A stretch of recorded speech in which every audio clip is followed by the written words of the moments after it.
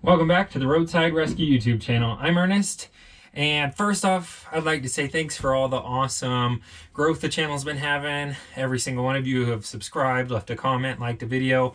Continue doing so, continue subscribing, consider it if you haven't already, and you're here for the first or second or third or whatever time. This morning we have, I guess you could call it classified emergency call out. So long story short, we're going down here to do brakes and rotors and rear shocks on this man's vehicle. He's not doing the camber kit, and it's sort of an emergency because he wants to get them done before he goes back to Las Vegas. I've worked on his son's car who lives out here, and he wants me to do the job because he trusts me. I've worked on his son's vehicle a few times. So they're leaving tomorrow is the point I'm getting at. I have to do it today, otherwise I won't be able to do it later.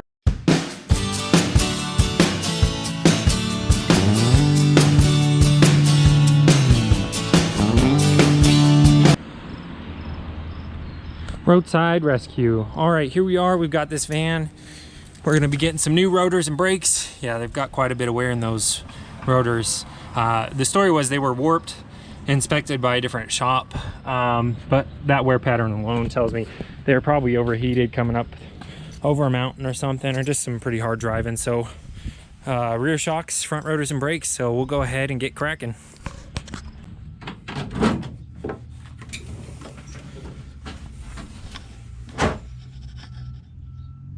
Oh, here it is.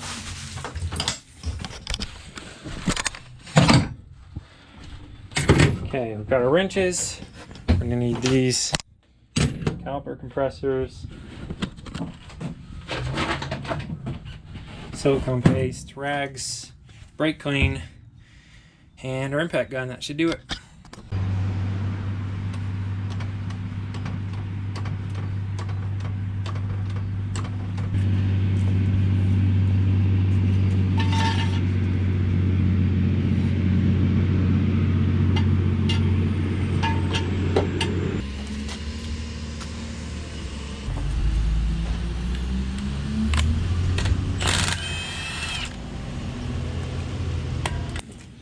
Guess so.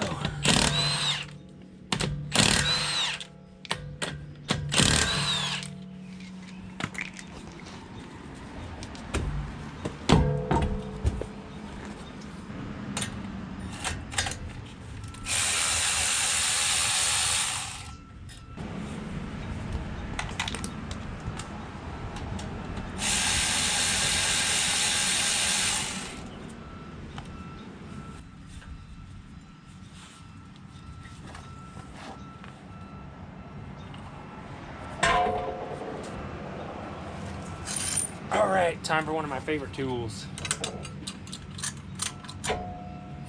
I found that if you squeeze these super hard, it doesn't make them go in any faster, it just hurts your hands. So nice and gentle usually does it. We're about there. I'll do it. This one's designed specifically for dual piston calipers. It'll work on one if you just hook it on the side and just push it on one of these bars. If I could go back though, I think I'd get the other kind that works on everything, even the ones that have like the newer Brembo style brakes, you know, the multiple caliper, multiple piston calipers, and they, you know, come out from the top and you don't have to actually take the caliper off. Just food for thought if you're thinking about getting one. That one seems a little bit better because it can do 3 things and this one can only do 2. So.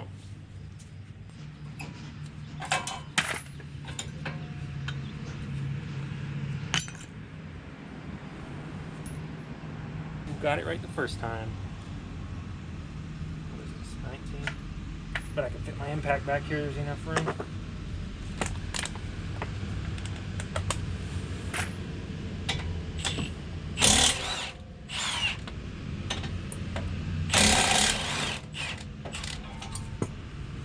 Nice, that makes it quick. All right, we're gonna need a hammer to knock this rotor off. No, we've got a screw here. It looks like it's already stripped. I may just drill it out real fast. I hate dealing with those.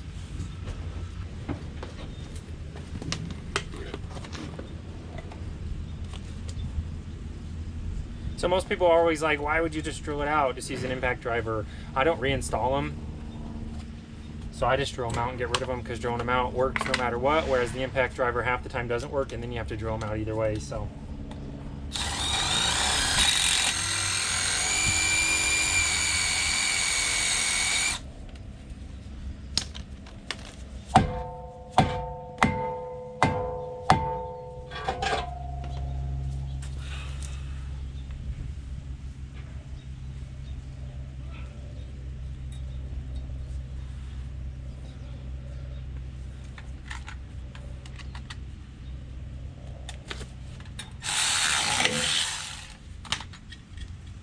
okay, I mean, you see how easy that was.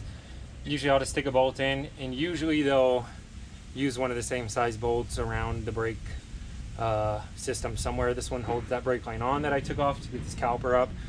You don't want to over tighten these. You can strip them out, and then you got to get a new bolt either way. But obviously that came off real easy. But you saw me hit it several times with a hammer. Granted, I was hitting towards it, just trying to knock it loose, but 10 foot-pounds with that little thing just knocked it off. So there's our old warped rotor. We'll get the new one. But I'm not trying to pretend to be the law on fixing cars either. Hey, if you want to use an impact driver, get that screw out, go for it. It's just what I like doing better. Yeah, you want to scare the customers after reinstalling their brakes. Don't wash the rotors, and don't tell them that you didn't wash them, so they're going to smoke a ton. I'm just going to stick this on, but I'm going to wash both sides either way. I just don't want to set it on the ground.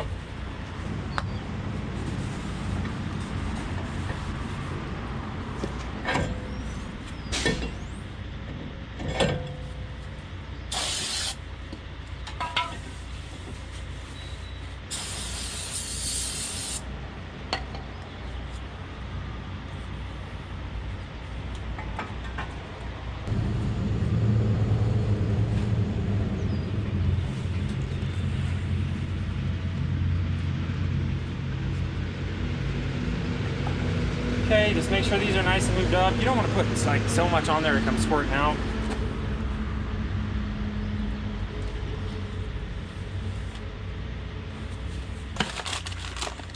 Okay, little tip is, if these brake pads ever come with a wear indicator and it's just on one side, which it looks like these are, there's one that does have this wear indicator here. The one that doesn't, I like to put them in the back, because you can easily poke your eye in on the front and see how much life is left on the brake pads usually. But it's a lot harder to look in the back and see with the dust cover and just sticking your head behind the tire. So I like to put the wear indicators on the back. That way, if they start squeaking, it's the one you can't see. It's easier to know, hey, in the back they're wearing out or not. So I put the wear indicator in the back. Do what you want. All right, looks like getting everything set up doing this took about 15 minutes. On the other side, I'll expect it to take about 9 or 10. And then we'll do those shocks in the back, probably nothing too crazy. So we'll tighten this up, and then we'll get over to the other side and just time lapse that, show you what it looks like, no cuts. But again, I'll let you know how long it takes, but I'm expecting about 9-10 minutes, 8 maybe. These are pretty simple.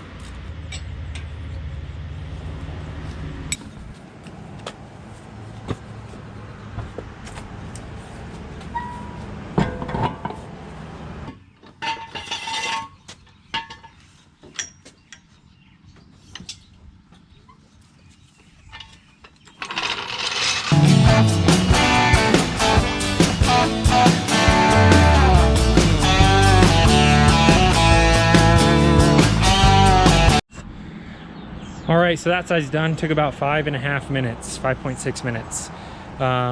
So yeah, pretty quick. We'll get onto the back tires now, and we'll get those shocks replaced. So we'll get these shock absorbers put in.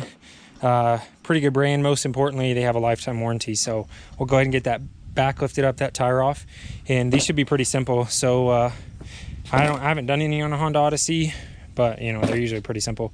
I'll show you how it is. Usually 2 bolts. Okay, here we are. Here's the shock absorber here with its little protector on it. It's going to be 2 bolts right here, even simpler than I imagined. Sometimes they'll have one going through the top and you need to get inside to do that, or something else, but super simple, straightforward here. And down here we've got 1 bolt going in the back, so it'll come off super easy. We'll remove this casing here.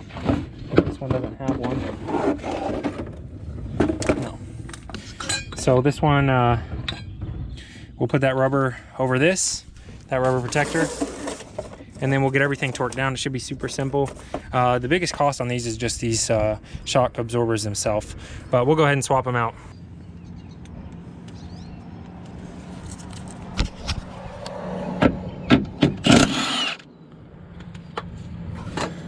Okay, there's those two.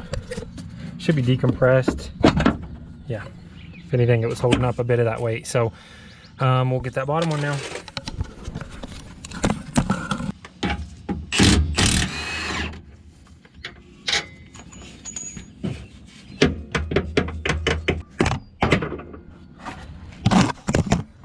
Okay, so pry bar on the bottom here. Just pulled that loose for us.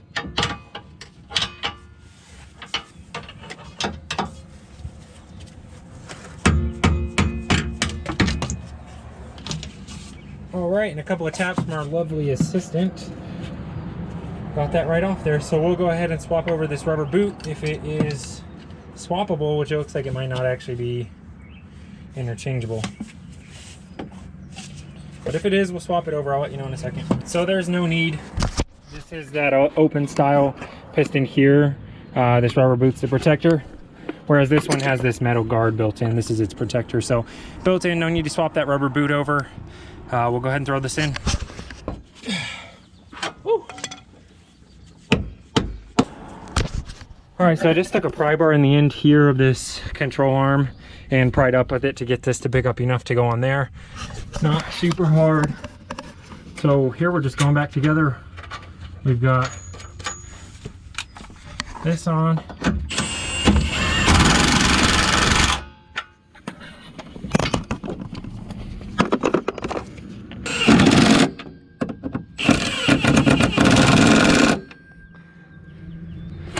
And that's it. We'll get this tire on, and we've got a new shock absorber.